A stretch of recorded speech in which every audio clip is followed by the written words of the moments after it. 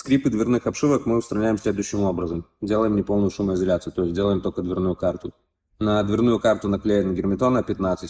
Это 15-миллиметровый материал, который позволяет ее немножко распереть, чтобы она стала в распор и была все время под напряжением. Также проклеены антискрипом по контуру дверной карты. И антискрип.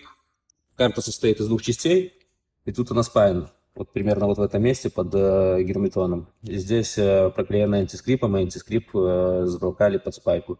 То есть в целом скрипы все ушли. Вот, можно собирать двери.